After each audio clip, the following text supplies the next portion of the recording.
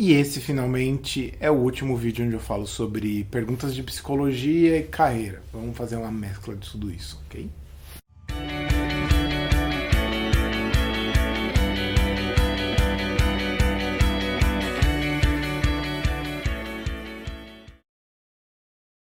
Bora lá. Fred, qual a sua formação? Bom, sou psicólogo formado no Mackenzie e minha especialidade é clínica. Então eu fiz uma especialização em psicologia junguiana a princípio, depois em constelação familiar sistêmica e depois em terapia familiar sistêmica. Você tem consultório próprio? Sim, tem em São Paulo. Como você se despertou para ser um psicólogo? Qual foi o motivo que o levou a escolher a área de psicologia e quais seus maiores objetivos? Essa é uma pergunta sempre difícil de responder, porque a escolha pela psicologia, eu entendo que é sempre uma escolha, em algum nível consciente, em algum nível mais inconsciente. Existem demandas, dores, anseios que me tocaram, que me deixaram sensibilizado para certas questões humanas, como até falei em outros vídeos. E aí, acho que as questões familiares, dificuldades do relacionamento conjugal dos meus pais, depois a timidez, me fazer ouvir mais do que falar, depois o trabalho voluntário colaborou.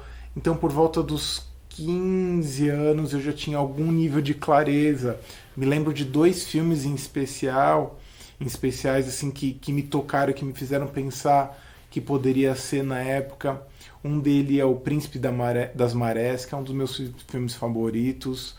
E o outro é Meu Querido Bob, com Bill Murray, que era um psicanalista, que tinha um paciente super difícil, comportamento problemático. Então, esses 2 filmes me fizeram pensar na possibilidade de formular a ideia da psicologia, mas isso não era muito claro para mim, até porque a gente não tinha muito essa coisa de psicólogo na mídia, perto da gente.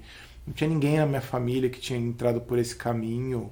Não, eu era uma família de classe média, média baixa, então ninguém tinha seguido por essa direção. Então não tinha uma inspiração. Eu me lembro do Guy Arça falando na TV. O Guy Arça é um psicólogo muito antigo, assim, acho que é psiquiatra, na verdade. E depois eu tive a alegria de fazer uma formação com ele antes dele falecer. Então, assim, então acho que foram essas algumas referências que eu tive, né? Como é ser psicólogo? Puxa, para mim é uma coisa, eu brinco que é uma profissão linda e terrível ao mesmo tempo, porque sei lá, uma outra profissão ela te permite ficar alheio a si mesmo até. Aliás, quanto mais alheio a si mesmo, algumas profissões você executa até melhor. A psicologia é uma profissão que implica você enquanto pessoa, enquanto ser humano, enquanto vida o tempo todo. Então é lindo porque te põe num estado de presença, de busca, de motivação. Por outro lado, aquilo de alguma forma te fisga, né? Porque você não pode fugir de quem você é, você não pode fugir dos seus maus dias, dos seus temperamentos, da sua personalidade, porque tudo isso é a sua ferramenta de trabalho. Então, um psicólogo pessoalmente acuado, que não se trabalha psicologicamente, no meu entendimento, vai ter uma atuação mais empobrecida, com uma perspectiva mais julgadora, menos versátil, tal.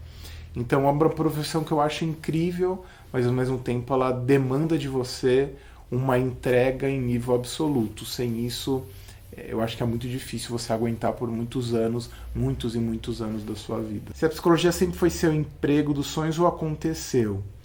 Foi meu único emprego, para ser bem honesto, né? Emprego, não é bem emprego, né? Então eu comecei na faculdade de psicologia em 2000, me formei em 2004, mas em 2003 eu já comecei a estagiar num local onde tinham vários psicólogos.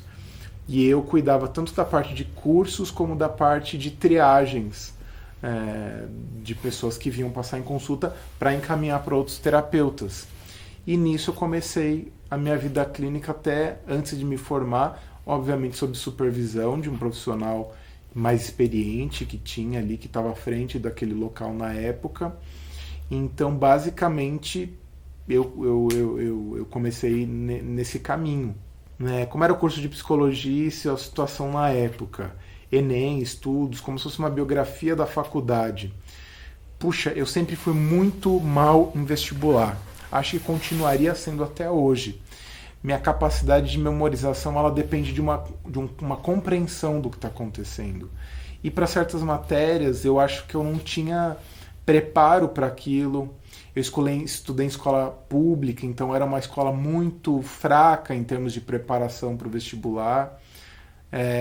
Eu consegui pagar o cursinho depois, minha mãe com muito custo. Durante um ano eu não passei. Meu pai já estava bem doente nessa época. E eu não sei o que aconteceu, mas eu consegui estudar o ano de 1999 sozinho em casa, usando meio que uma metodologia parecida com o que era do cursinho objetivo que eu estudava lá na época. Meu pai faleceu em julho daquele ano, e eu não sei como eu passei no final do ano, mas passei mal, né? Passei na terceira lista de chamada, assim. Então não foi logo de cara uma alegria contundente, tive que esperar, sofri, assim. E escolhi o período da tarde, porque estudar de manhã para mim seria uma coisa tenebrosa. Então, foi uma escolha que assim, eu conversei com a minha mãe, ela disse que ela conseguiria arcar com uma parte da faculdade, mas a gente teria que contar com uma bolsa de estudos, e na época o Mackenzie dava bolsa de estudos. E eu paguei basicamente metade do curso por conta do falecimento do meu pai. Então, em alguma medida, uma coisa acabou facilitando a outra, ainda que elas não tinham um planejamento que meu pai morresse, né? Também nem sabia direito que tinha isso, mas o ponto é que eu ganhei uma boa bolsa e minha mãe pagava uma parte da faculdade e a gente combinou que eu me dedicaria só a estudar. E estudei loucamente na faculdade, me envolvi em todos os grupos de estudo que tinha, fui assistente de vários professores. E eu tenho a sensação de que isso fez a diferença. Acho que minha carreira começou nesse nível de dedicação máxima que eu tive na faculdade, porque já que eu consegui não trabalhar, apesar das dificuldades super que a gente tinha para transporte, alimentação, era um perrengue, assim, eu consegui... tinha também minha entrada de estudante e tal, né, no ônibus, tudo. Então era um perrengue, mas eu consegui estudar muito, assim, me dediquei muito, então foi bem legal. Então foi isso que aconteceu. Eu não fiz Enem, acho que não tinha Enem na época. Lembre-se que estamos falando de 2000, não sei se tinha, mas não fiz. Durante seus estudos você costumava ficar encucado quando se identificava com alguma psicopatologia ou transtorno de personalidade? Ficava, né? Tem uma época que eu achei que eu tinha transtorno... não lembro qual era o borderline, que eu lembro, que eu achava que tinha. Depressão. Depressão eu tive, mas não tinha mais, né? Mas ele fica, né, encanado, mas daí passa. Se sobreviver ao quinto semestre era um feito. Porque o quinto semestre era o semestre de psicopatologia, né? Como foi o início da sua carreira? Foi o que eu falei, né? Seus primeiros estágios, assim, eu nunca quis fazer estágio em RH, não me sentia capacitado para poder lidar com RH, admiro quem trabalha com RH, mas o meio corporativo para mim sempre foi muito intimidador. Eu sempre quis clínica. Então, eu estava estudando muito, aí uma colega de faculdade falou assim, olha, minha mãe tem um espaço de psicologia com vários profissionais e ela precisava de um assistente porque eu estou saindo de lá. Você não quer ir trabalhar lá? Eu não tinha entendido na época, eu achei que ela estava me oferecendo um curso, eu falei que não, que estava envolvido com um TCC e estava muito apertado de tempo. Aí depois de uma semana ela falou, Fred, tem certeza que você não quer? Minha mãe quer que você trabalhe, ela vai pagar e tal. E eu falei, puxa, não sei, tá? Fiquei hesitante, olha que esquisito. Aí eu aceitei, fui, conversei, gostei, adorei a filosofia toda do trabalho e comecei a trabalhar, estagiar lá. Então eu comecei a estagiar muito cedo em clínica, né, no último ano da faculdade. Então eu diria que em final de 2003 eu comecei a estagiar lá, em 2004 eu já fazia triagem, e comecei meus primeiros atendimentos em 2004, provavelmente dito, mesmo antes de me formar. Então foi muito bom ter essa supervisão, essa acolhida, vamos dizer assim, nessa fase da carreira. Mas aí algumas pessoas falam assim, é sorte, que privilégio. Não sei, porque eu me lembro que essa colega de faculdade, ela falou assim, eu pensei em todas as pessoas da classe e a única pessoa que eu achei que era confiável e tinha o perfil era você. Então acho que tudo que eu fiz na faculdade, em algum momento, se transformou num aspecto de confiança que ela teve em relação a mim. Então ela me escolheu porque tinha méritos, acho que, para isso. Então não foi sorte bem. No começo eu cheguei a sorte, mas depois entendi que não era bem sorte. E hoje definitivamente eu sei que não foi sorte. Então eu entrei na faculdade com 20 anos, me formei com 24. A matéria que eu menos gostei foi estatística. Desculpa quem gosta, mas não gostei. E a que eu mais gostava eram as teorias de personalidade, né? Que eu gostei muito, assim. As psicopatologia eu gostei bastante. Era difícil eu não gostar de alguma. Acho que basicamente a que eu não gostava era estatística, mas de todo o resto eu gostei muito fortemente. Em que momento você decidiu que rumo seguir, linha, abordagem utilizar?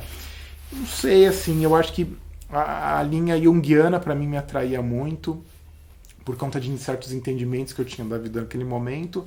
Segui por aquele caminho durante um bom tempo. Isso aqui com o tempo foi mudando. Então, eu fiz terapia com psicanalista, participei de grupos de estudo muito consistentes, quase durante 3 anos em psicanálise, então conheço bastante de psicanálise. Mas tinham coisas que eu não concordava completamente com a perspectiva psicanalítica, assim.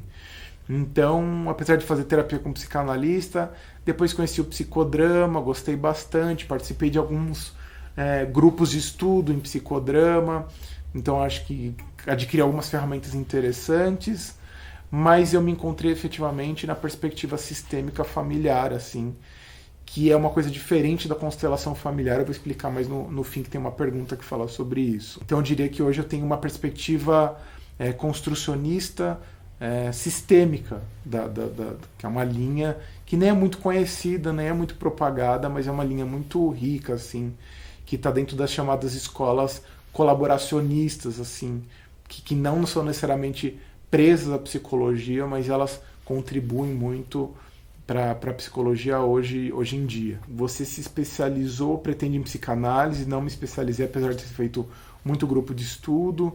Sua formação em psicologia, por exemplo, porém, qual é a sua visão da psicanálise? A psicanálise é uma abordagem, uma visão de mundo muito interessante, assim. Mesmo sabendo que são linhas distintas, elas em alguns aspectos se conversam, se contribuem, se conversam muito, mas gosto muito, respeito os psicanalistas, tenho reserva sobre alguns aspectos, seja em relação ao método e algumas perspectivas, algumas visões muito intrapsíquicas, em demasia. Até alguns outros psicanalistas questionaram isso, mas em essência as formações elas se reduzem nessa direção. Então tem algumas ressalvas sobre isso, por isso que não abracei completamente a psicanálise. No início da sua carreira você se sentia inseguro durante os atendimentos? Se sim, como fez para superar esse momento? Eu me sentia bastante inseguro, assim, por um lado, mas por outro eu me sentia muito convicto de que eu poderia me dedicar. Vamos dizer, eu não tinha experiência, mas eu tinha garra, eu tinha empenho, eu tinha força, e é com isso que eu contava quando eu pensava num atendimento clínico. Então eu encarava a coisa e acho que as pessoas embarcavam nisso e tinham confiança naquilo que eu fazia, e eu realizava um bom trabalho, confesso, para um recém-formado. Então foi bem legal, assim. Mesmo na faculdade, nas supervisões que tinha na faculdade, eu me sentia muito feliz em algum nível preparado, e os professores legitimavam e falavam assim: olha, sua percepção foi bem interessante, gostavam da maneira de perceber. Então isso me deu muita confiança. Isso foi fruto de experiência pessoal, muito estudo e muita terapia. Acho que essas 3 coisas foram bem valiosas, né? Você trabalha como seu autônomo, como você fez para começar a divulgar seu trabalho? Acho que meu trabalho vinha da própria convivência que eu tinha com os outros profissionais naquele espaço, nas palestras que eu participava, nos cursos que eu participava. Comecei a dar palestra muito cedo. Eu acho que esse fato de você dar palestra de um tema mais abrangente vai fazendo com que as pessoas confiem no seu trabalho e se aproximem do que você está falando, sem necessariamente estarem passando em consulta com você. Depois a pessoa, pô, eu gostei desse cara, do que ele falou, vou procurar, e aí isso foi girando um ciclo virtuoso de reconhecimento profissional. Quando você era jovem, o possível não sucesso te fazia ter medo do que o futuro poderia guardar para você. Eu não sei, porque eu tinha uma sensação assim de que eu teria muito pouco na vida. Então me preparava para não ter muitas boas condições financeiras, nem muito amorosa, nem muito nada. Então assim, eu estava bem preparado para o fracasso, para ser honesto. E na medida que as coisas boas foram acontecendo, eu fui ficando muito feliz, assim. Então eu sou muito grato por tudo que aconteceu. Eu não esperava nem de longe que nada disso tivesse acontecido. Eu tinha muita convicção. Eu queria muito me evoluir enquanto ser humano, enquanto profissional. E eu ia estudar muito e ia me aperfeiçoar muito para isso. Mas eu não tinha noção de como a coisa ia chegar, assim. Quais as maiores dificuldades enfrentadas durante a formação e também após a formação junto ao mercado de trabalho? Puxa, para mim era muito difícil primeiro me decidir afirmar na questão clínica. Todo mundo me buzinava a cabeça que tinha que ser RH, porque era onde todo mundo conseguia fazer estágio, mas eu não conseguia. Então, essa coisa do medo do mercado de trabalho, que sempre batiam, eu ficava muito perturbado com aquilo, mas o ponto é, eu percebi que mercado de trabalho também é uma coisa que você constrói, né? Na medida que você vai fazendo um trabalho consistente, de formiguinha, as pessoas vão confiando no que você vai fazendo, você vai criando um mercado de trabalho. Você vai se especializando em alguma coisa. A ideia de relacionamento amoroso foi uma coisa que eu peguei porque era um assunto que eu gostava, era um assunto que eu tinha dificuldade, depois fui me desenvolvendo, evoluí muito nesse sentido, mas acho que as principais dificuldades foram nesse sentido de me decidir se eu queria algum nicho específico, como divulgar, como fazer as pessoas conhecerem. E acho que o fato de ter uma rede, o trabalho voluntário, tudo isso me fez as pessoas estarem sedentas para que eu me formasse, para que elas pudessem me indicar. Então essa confiabilidade foi muito importante da rede que eu criei antes de me formar, propriamente dito. Um curso acaba por privilegiar pessoas mais bem-sucedidas financeiramente. Concordo e discordo. Vejo que quem tem mais dinheiro consegue seu espaço bem mais fácil. Quem tem mais dinheiro consegue um espaço para clinicar, mas não consegue um espaço de demanda necessariamente. Qual a sua visão para o mercado nessa área? Que dicas poderia dar para quem não está nessa classe mais favorecida? Eu acho que primeiro perder essa ideia de que necessariamente a falta de dinheiro é um problema. Pode ser se você se transforma numa pessoa precária, prejudicada, ressentida. Agora, se você não colocar isso à frente de nada, você se desenvolve como qualquer outra pessoa. Você estuda pra caramba, se tiver que trabalhar, trabalha, estuda, se ferra, se rala, mas assim, loucamente, assim. Não desistir, não achar que o fato de você ter dinheiro para montar o consultório quer dizer que as pessoas vão chegar no seu consultório. Conheço gente que tinha consultório em lugares ótimos, mas não tinha demanda, porque não tinha pulso, não tinha ritmo profissional, então não adiantava ter a clínica montada se as pessoas não vinham. Eu não tinha a clínica montada e as pessoas vinham porque tinham confiança naquilo que eu era como pessoa, mais do que profissional. E depois profissionalmente, né? Então acho que estudar bastante, se aperfeiçoar e escrever, produzir conteúdo, acho que é uma coisa super importante para esse começo. Então não fica só preso na clínica, provavelmente dito. Tem várias áreas da psicologia jurídica, social, hospitalar, tem muita coisa para fazer que não só a clínica de consultório, para depois você pegar a experiência e depois, se quiser, ir para o consultório. Né? Quais países da América Latina você aconselha fazer uma pós-graduação? Não faço ideia, desculpa, não sei. Faculdades particulares federais têm abordagens muito diferentes? Acho que de modo geral não, só tem talvez um viés político que tende a formar mais para o mercado, os particulares, e a outra formar mais para uma construção de uma identidade, uma contribuição social, né? Então, mas e talvez algumas abordagens nesse sentido, não muito. De modo geral, a psicanálise e a comportamental estão muito predominantes em ambas, assim. Já trabalhou, pensei em atuar no campo universitário como professor? Já pensei, mas desisti cedo. Já trabalhou como professor em alguma universidade? Não. Não descarto, mas não. Porque também não fiz mestrado, doutorado, que não é uma coisa tão importante se você não vai para o meio acadêmico. Você vai para o meio acadêmico, então isso dá importante. Mas como eu não queria o meio acadêmico, eu fui para a especialização clínica mesmo, então eu não me envolvi muito nisso. De certa forma, o estudante de psicologia aprende o mesmo conteúdo em qualquer universidade, mas se você passar por diversos psicólogos, você sente uma diferença grande como eles abordam isso em empatia. Isso é o uso irregular do aprendizado, ou mesmo que a formação seja a mesma, cada um vai aplicar de forma diferente. É um uso irregular, as abordagens têm perspectivas diferentes, as pessoas têm vivências diferentes, e cada um vai aplicar a partir da própria perspectiva de personalidade, né? Então, dentro da psicanálise, por exemplo, que é uma visão bem uniforme, você teve várias ramificações, vários estilos de personalidade e várias releituras da psicanálise original do Freud. Então, sim, é essa beleza e a diversidade. Muitas abordagens, muitas teorias e muitas aplicações, né, profissionais de cada profissional em si, né? Dentro dessa área, o que mais lhe agrada e traz gratificação pessoal? Você se sente mais realizado trabalhando no consultório, escrevendo livro ou fazendo vídeos? Acho que a gratificação pessoal é de ter atingido um lugar assim de realização, tanto no consultório como na produção intelectual, que me deixa feliz, assim. O livro, para mim, é uma coisa muito sofrida de produzir.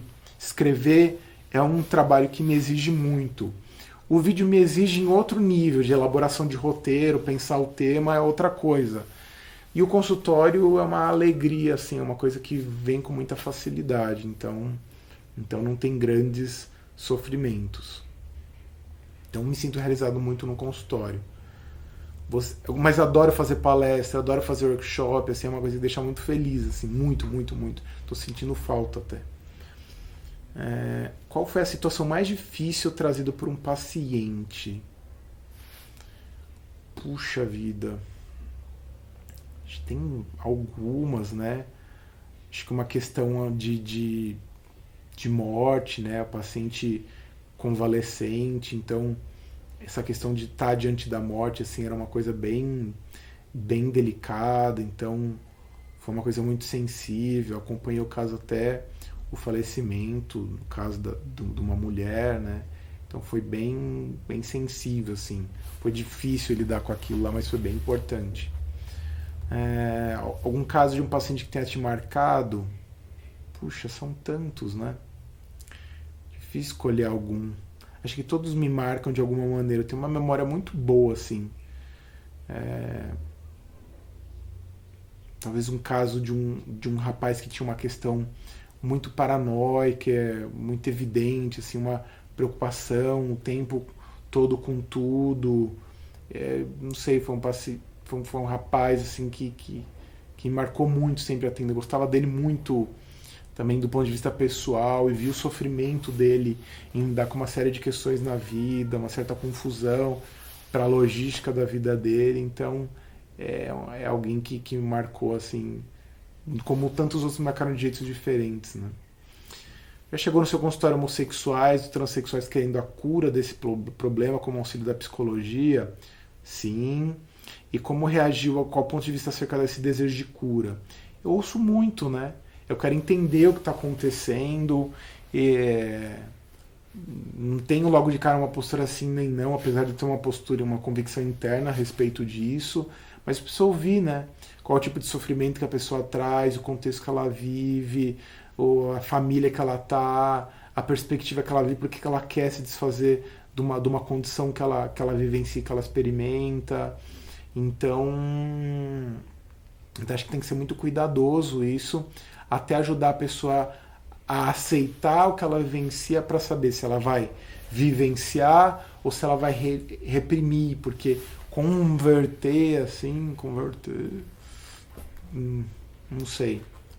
Acho meio difícil, assim, acho meio assunto polêmico, mas não vejo isso como uma coisa muito possível. Você pode às vezes até encontrar alguma pessoa que tem um traço mais histérico, hiper sedutor em relação a tudo, então seduz até a porta, mas assim, ainda assim tem uma bissexualidade implicada naquilo, então mesmo que a pessoa reprima uma faceta da sexualidade dela, ela vai estar ali presente em algum nível. Então essas conversões aí são meio para inglês ver. nesse... Tem algum caso de contratransferência que você possa dividir conosco? Acho que ele estava falando do caso do Irving Yalom, né, que fala muito da coisa do casco no livro Casco do Amor, sobre como ele sente em relação às pessoas que ele está atendendo. Acho que isso tem tantas histórias, né? De como eu me sentia, em alguns casos, condoído, em alguns casos enfrentando resistências internas por assuntos difíceis. Então, assim, nenhum assim que me vem à mente assim, para dividir. Vou pensar. Já teve conhecimento de algum paciente que se apaixonou por você e como lidou com essa situação? Sim, né, isso às vezes acontece. Não é tão raro, não é tão comum como se imagina, né? Então, acho que a pessoa compartilha, a gente trabalha com aquilo, vê a viabilidade daquilo continuar sendo elaborado na própria discussão terapêutica. E se em último caso fica muito inviável para a pessoa conviver com a sensação de não ser recíproco aquilo, aí eu faço encaminhamento, mas assim, eu vou trabalhando com a pessoa até o último momento, se ela topar fazer isso, entender que projeção, que fragilidade que ela teve, que fantasias que ela criou sobre mim, do porquê que eu seria um salvador ou um parceiro amoroso. Enfim, acho que eu trabalho com naturalidade, se não ficou mal nem constrangido com a pessoa. Você já se sentiu atraído por um dos seus pacientes? Já aconteceu de você se sentir envolvido por alguém? Se sim, como lidou com isso? Sim, isso aconteceu. E eu percebi que aquilo estava tomando conta de mim. Era uma fase em que eu estava saindo de um relacionamento que tinha me desgastado, né? Que tinha me deixado triste em alguns sentidos e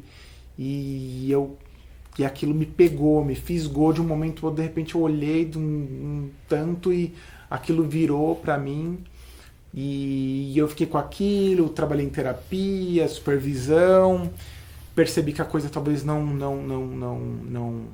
talvez não fosse se desfazer, conversei com a pessoa, propus o encaminhamento, ela seguiu no encaminhamento, mas depois, em algum momento, ela veio me procurar, eu achei que aquilo era inadequado em algum nível, depois, conversando com a minha supervisora, ela falou assim, olha, você toma um distanciamento disso, vê como as coisas vão se desenrolando, enfim, a gente acabou se envolvendo e foi um relacionamento que eu vivi durante 4 anos e meio, 5 anos, né?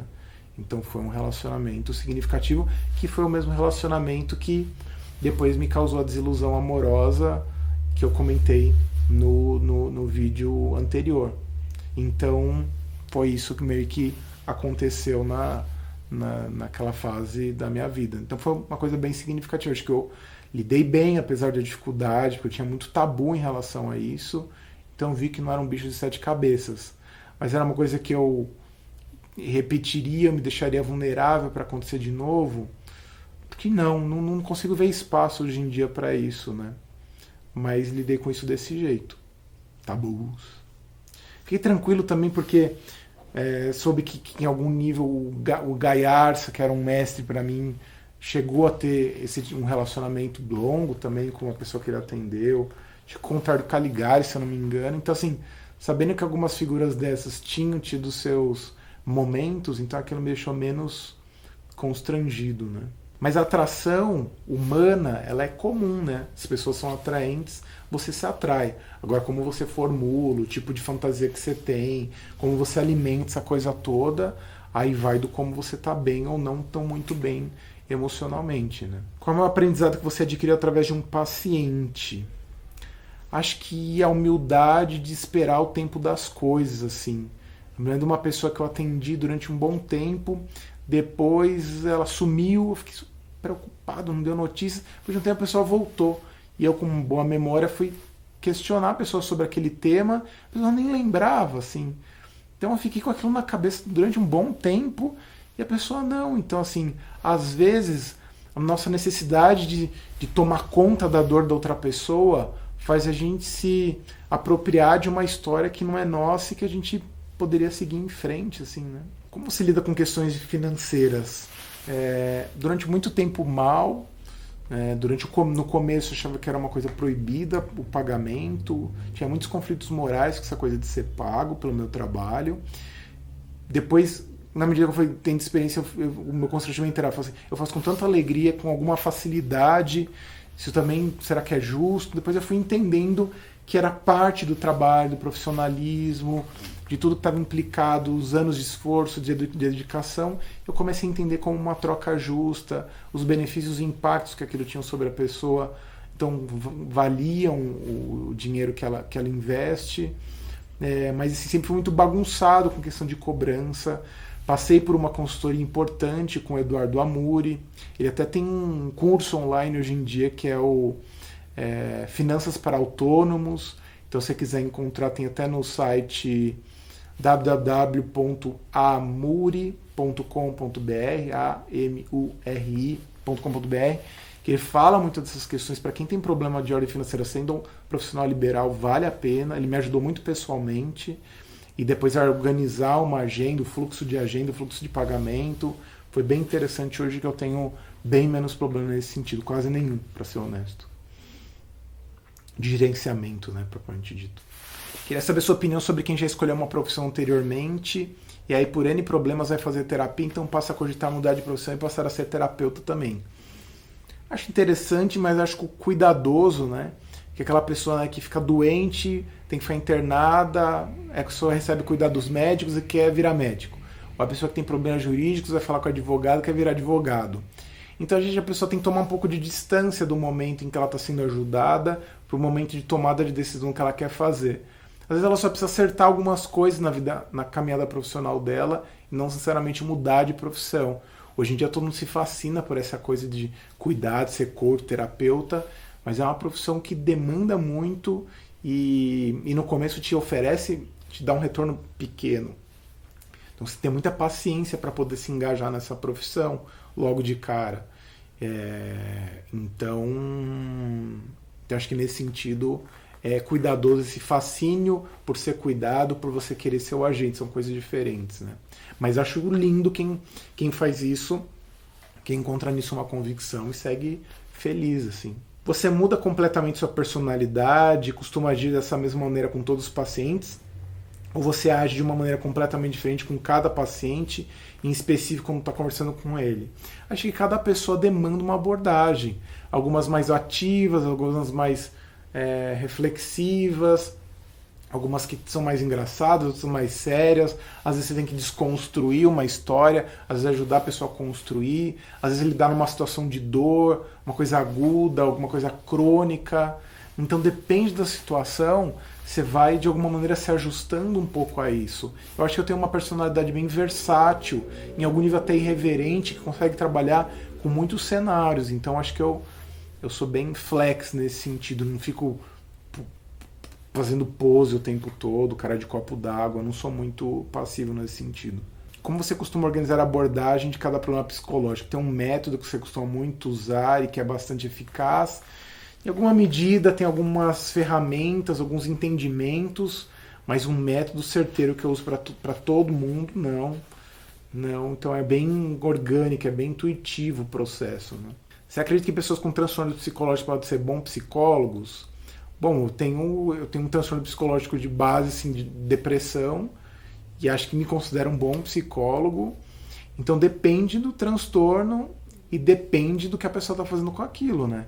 Se a pessoa está em tratamento, sob controle, em alguns casos medicadas, acho que ela consegue ter um bom desenvolvimento. Ela pode até ter uma especialidade nisso, já que ela tem um comprometimento que está sob controle, sob cuidados, né?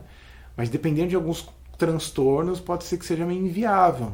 Alguns transtornos mais incapacitantes, que beiram a psicose, muito fronteiriços, borderlines, assim, de modo geral, às vezes pode ser um grande problema e às vezes é meio inviável a pessoa atuar como psicólogo.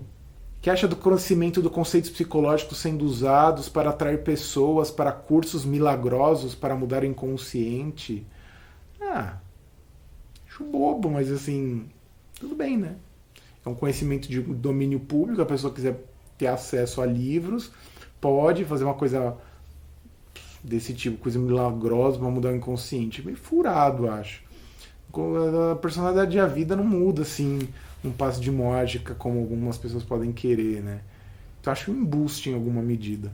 Mas acontece. Não conheci um psicólogo que assumisse um erro, algo que disse. Às vezes é difícil, né? A gente que é psicólogo está muito acostumado a estar, de repente, em um lugar de conduzir uma fala, onde a gente se sente confortável. Mas eu, quando sou confrontado, sim, eu admito, assim, é verdade. Eu não consegui perceber aquilo daquele jeito, você tem razão, peço desculpa, não atentei a uma relação humana, né? Se eu próprio não consigo fazer esse passo, como que eu posso ajudar a pessoa a fazer essa caminhada no lado dela, né? Então, psicólogos homens têm dificuldade de ter clientes mulheres ou só atende homens? Seus clientes, a maioria, de que sexo? Não, depende do psicólogo. Eu sempre tive facilidade de conversar com mulheres, então, em essência, as primeiras pessoas que eu atendi eram essencialmente mulheres. Hoje em dia está mais equilibrado, quase 50-50% homens e mulheres, assim. Mas tem psicólogos que podem ter restrições em relação a isso. Não posso falar dos outros, mas de mim não tem. Opinião sobre a terapia breve. Super válido, super importante, super interessante. Em tempos de pressa, de agilidade, a terapia breve é bem interessante para casos assim, até com questões agudas, né? Não sei para questões muito graves, crônicas, mas a terapia breve é bem interessante. Cada abordagem pode ter a sua, né? Tratamento de fobias e traumas pela hipnose e hipnoterapia clínica, acho interessante também. É um acesso indireto ali ao inconsciente, acho interessante, mas não pararia por ali, né? Só isso, não. Eu investigaria um pouco mais outras questões. O que você pensa sobre constelação familiar sistêmica? Acho bem interessante a origem, a maneira com que ela foi conduzida. Eu próprio fiz uma formação bem extensa com a Mimansa, que é uma alemã, discípula do Bert Hellinger, com o próprio Bert Hellinger, durante 3 semanas, né, em vários momentos de formação, assim. Fui muito feliz trabalhando com constelação, fiz constelação familiar, mas num dado momento comecei a questionar um pouco a prática, a vivência daquilo e a própria maneira com que a formação da constelação foi acontecendo, a maneira um pouco mística que em alguma medida ela acabou tomando, muitos profissionais fazendo a coisa de um jeito estranho, as pessoas que iam buscar iam quase como se fosse uma coisa meio milagreira, às vezes esperando algum tipo de catarse que fosse resolver todas as questões da vida dela. Então eu dei alguns passos para trás assim e parei de atuar na constelação familiar. Mas a minha visão sistêmica hoje, qual é a sua relação com a visão sistêmica? A minha relação com a visão sistêmica é excelente, porque existem uma diferença entre a abordagem sistêmica que eu utilizo e a constelação familiar sistêmica, que usa o mesmo nome, mas ela tem diferenças bem pontuais enquanto prática clínica, assim. Então a minha abordagem hoje é construcionista sistêmica, que é bem diferente da constelação familiar sistêmica. Como você faz para manter essa serenidade e tranquilidade que transmite nos vídeos? É na vida. Sempre fui uma pessoa de temperamento mais tranquilo, talvez um pouco mais orgulhoso, mais difícil para poder lidar com as coisas, para me defender das situações, mas sempre fui meio tranquilo, assim. Então não tenho grande esforço, assim. Não sou muito bélico, de brigar. Acho que conversando as coisas, as pessoas se entendem. Não tenho dificuldade de lidar com gente intratável. Até gosto de gente difícil, chata, problemática, que quer criar confusão. Acho engraçado, gente com raiva, gente que quer bater boca. Então, sei lá, a pessoa tá querendo se posicionar, se impor, tá insegura. Eu não fico afetado com isso, não. Então, acho que eu fico bem tranquilo. Tranquilo porque, de modo geral, eu sou tranquilo. Então, tudo bem. Qual é a sua perspectiva para o profissional de psicologia daqui 20 anos? Serão mais valorizados financeiramente? Haverão outras áreas de atuação? Eu trabalho para que sim. Acho que vai ser um campo vasto de atuação. As pessoas vão cada vez mais reconhecer no Brasil a psicologia. Então, incentivo psicólogos a se formarem, bons psicólogos, né? Não adianta fazer uma formação duvidosa, com pouca entrega, pouco investimento pessoal e achar que isso vai dar um resultado, né? Não é um emprego que tenha carteira assinada. Isso tem a ver com confiança. Então, acho que surgirão outras áreas de atuação mais abrangentes, sim. O mundo vai tender a valorizar mais a psicologia com o passar do tempo. Conselho eu dou para quem quer ser psicólogo: conheça a sua própria mente, se desenvolva nas suas relações humanas, estude incansavelmente, não se acomode num pensamento comum, preconceituoso, raso da vida. Vá em busca de visões amplas, de uma sabedoria de vida. Não ache que a formação vai te oferecer todos os recursos, tem que se especializar.